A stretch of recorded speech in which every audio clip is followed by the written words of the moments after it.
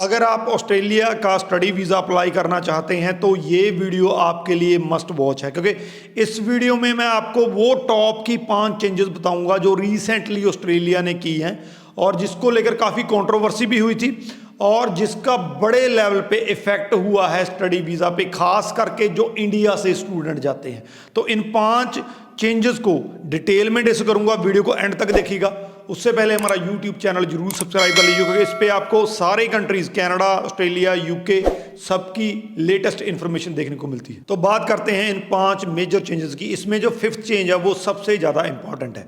इसको शुरू करने से पहले मैं ये बताना चाहूँगा कि ऑस्ट्रेलिया ने ये चेंजेस बेसिकली की क्यों है, क्योंकि ऑस्ट्रेलिया इस टाइम पे स्टडी वीज़ा को स्टडी के लिए यूज़ करना चाहता है, ना कि PR या लॉन्ग टर्म रेजिडेंसी के लिए। क्योंकि स्टूडेंट जो हैं इस टाइम पे ऑस्ट्रेलिया में मोस्टली जो इंडिया से जाते हैं वो इस ख्वाहिश से जाते हैं कि स्टडी के साथ साथ उनके परमानेंट रेजिडेंसी भी मिलेगी, तो वो इस चीज़ को जो है वो कम करना चाहते हैं। ये इस पॉलिसी का मेन पॉइंट है। तो इन 5 में से सबसे पहला जो है वो उन्होंने जो प्रूफ है, फंडिंग का प्रूफ है, वो उसको इंक्रीज कर दिया है। पहले जो फंडिंग का प्रूफ था वो 21,041 ऑस्ट्रेलियन डॉलर था, उसको जो है इंक्रीज करके अब उसको 24,505 ऑस्ट्रेलियन डॉलर कर दिया गया है।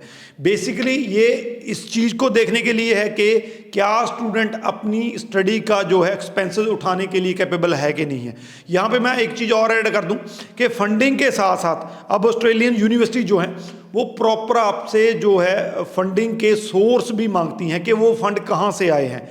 तो अगर आपके फंड किसी बिजनेस से आए हैं, आपके किसी इनकम से आए हैं, आपके पेरेंट जो है वो कोई जॉब करते हैं, तो बहुत बढ़िया है। तो फंडिंग सोर्स बहुत ज़्यादा इंपॉर्टेंट है। अगर आपके पास फंडिंग सोर्स नहीं है तो पॉसिबिलिटी है कि आपका ऑस्ट्रेलिया का वीज़ा आने की दिक्कत हो सकती है। दूसरा जो है, अब GT को काफ़ी ज़्यादा टफ कर दिया गया है। GT का मतलब है जेन्युइन टेम्परेरी एंट्रेंट। ये आपको प्रूव करना होता है अगर आप ऑस्ट्रेलिया का स्टडी वीज़ा अप्लाई करते हैं। तो नवंबर से एक नई GT पॉलिसी आ गई है, जिसमें जो क्वेश्चन अब स्टूडेंट से पूछे जाएंगे उसमें से ये देखा जाएगा कि स्टूडेंट यहाँ पे स्टडी करने आ रहा है, ना कि किसी PR के चक्कर में आ रहा है। तो GT का जो क्राइटेरिया है वो काफ़ी हार्ड एंड स्ट्रिक्ट कर दिया गया है। पिछले 2 महीनों में देखने को मिला है कि काफ़ी ज़्यादा यूनिवर्सिटीज़ ने खुद स्टूडेंट्स की जो एप्लीकेशंस हैं उनको वापस भेजना, विड्रॉ करना शुरू कर दिया है, क्योंकि उन्हें लगता है कि ये जो स्टूडेंट हैं ये GT का क्राइटेरिया जो है सक्सेसफुली कंप्लीट नहीं कर पाएंगे। तो GT ज़्यादा स्ट्रिक्ट हो गया है, काफ़ी ज़्यादा टफ हो गया है। अगर आप बिल्कुल जेन्युइन टेम्परेरी एंट्रेंट हैं, सब कुछ सही है आपका, तभी आपका GT क्लियर हो पाएगा। इसके बाद है IELTS की रिक्वायरमेंट चेंज कर दी गई है। हालांकि जो अंडर ग्रेजुएट है उसकी मोस्टली यूनिवर्सिटीज़ की रिक्वायरमेंट पहले भी 6 थी, लेकिन कुछ 5.5 भी था, तो अब इसको 6 कर दिया गया है। 6 ओवरऑल बैंड स्कोर के बिना आपको वहाँ पे डिग्री में अंडर ग्रेजुएट प्रोग्राम में एडमिशन नहीं मिल सकता है। वहीं पे अगर पोस्ट ग्रेजुएट यानी कि मास्टर्स की बात करें तो इसकी रिक्वायरमेंट को 6.5 कर दिया गया है। पहले कई यूनिवर्सिटीज़ ऐसी थी जो 6 ईच पे आपको मास्टर्स में एडमिशन दे देती थी, लेकिन अब इसको 6.5 कर दिया गया है।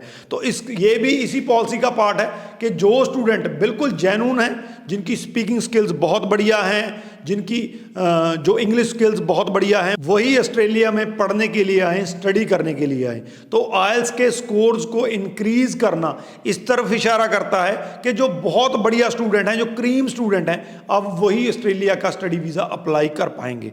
इसके बाद है यूनिवर्सिटी रैंकिंग। हालांकि यूनिवर्सिटी रैंकिंग का क्राइटेरिया पहले भी काफ़ी ज़्यादा उन्होंने बढ़िया रखा हुआ था, लेकिन अब इसको और भी चेंज कर दिया गया है। यूनिवर्सिटीज़ की काफ़ी चीज़ें देखी जाती हैं जिसके बेसिस पे उन्हें रैंकिंग दी जाती है। बेसिकली 3 रैंकिंग है ऑस्ट्रेलिया में। रैंक जो यूनिवर्सिटी लेवल 1 है, लेवल 2, लेवल 3 है। तो अगर आप इंडिया से अप्लाई कर रहे हैं या किसी ऐसे कंट्री से अप्लाई कर रहे हैं जो खुद लेवल 2 या लेवल 3 में आता है, क्योंकि कंट्री की भी लेवल है, तो आपको लेवल 1 की यूनिवर्सिटी में ही वीज़ा मिल सकता है। हाईली रिकमेंड, अगर आप ऑस्ट्रेलिया का स्टडी वीज़ा अप्लाई करने वाले हैं, इंडिया से अप्लाई करने वाले हैं, तो आप लेवल 1 की यूनिवर्सिटी को प्रायोरिटी दीजिए, तभी आपका वीज़ा आएगा। इसके चलते काफ़ी यूनिवर्सिटीज़ ने अपने एडमिशन क्राइटेरिया, अपनी काफ़ी चीज़ें चेंजेस करना शुरू कर दी हैं, क्योंकि यूनिवर्सिटीज़ नहीं चाहती हैं कि उनके रेपुटेशन को कोई दिक्कत आए और उनका जो लेवल है वो नीचे की तरफ जाए। तो यूनिवर्सिटी की रैंकिंग जो है इसको भी रिवाइज किया जाएगा आने वाले दिनों। फिफ्थ पॉइंट जो है, जैसा मैंने पहले कहा था कि सबसे ज़्यादा इंपॉर्टेंट है, ये पोस्ट स्टडी वर्क से जुड़ा हुआ है। जैसा कि ऑस्ट्रेलिया ने पीछे अनाउंस किया था कि अब 4 to 6 year post study work जो है वो मिल सकता है, जिसको लेकर स्टूडेंट बहुत ज़्यादा अट्रैक्ट भी हुए थे ऑस्ट्रेलिया की तरफ के। पोस्ट स्टडी वर्क भी बढ़ गया है, वहाँ पे जॉब अपॉर्चुनिटीज़ भी ज़्यादा हैं। तो इस मिड में जो 2024 का मिड है उसमें दोबारा फिर से ओरिजिनल पोस्ट स्टडी वर्क जो 2 से 3 साल का था उसको इंट्रोड्यूस किया जा सकता है। तो पोस्ट स्टडी वर्क को फिर से रिवाइज किया जाएगा, क्योंकि इस टाइम पे उन्हें बिल्कुल क्वालिटी स्टूडेंट चाहिए, वो स्टूडेंट चाहिए जो ऑस्ट्रेलिया में सिर्फ स्टडी करने आना चाहते हैं, ना कि काम करना चाहते हैं। तो ऑस्ट्रेलिया ने ओवरऑल जो है बड़ी चेंजेस की हैं। 5 चेंजेस मैंने आपके साथ डिस्कस किए हैं। इन चेंजेस का मकसद ही ये है कि जो स्टूडेंट किसी तरह की पीआर की जो है इच्छा रखते हैं या ऐसा कुछ लेके आते हैं उनको डिस्करेज किया जाए और सिर्फ उन स्टूडेंट्स को वीज़ा दिया जाए जो ऑस्ट्रेलिया में पढ़ने आना चाहते हैं। वीडियो को मैक्सिमम टू मैक्सिमम शेयर कर दीजिए, क्योंकि बहुत से ऐसे स्टूडेंट हैं जो ऑस्ट्रेलिया अप्लाई तो करना चाहते हैं लेकिन उनको जो रीसेंट सिनेरियो है, जो रीसेंट चेंजेस है ऑस्ट्रेलिया की, उसके बारे में नहीं पता है। अगर ऐसी वीडियो का शॉर्ट वर्जन देखना चाहते हैं तो हमारा इंस्टाग्राम जो है उसको फॉलो कर सकते हैं। इसमें हम इनका शॉर्ट वर्जन रील्स डालते रहते हैं। वीडियो को शेयर जरूर कर दीजिए। राजवीर चहल, थैंक यू सो मच।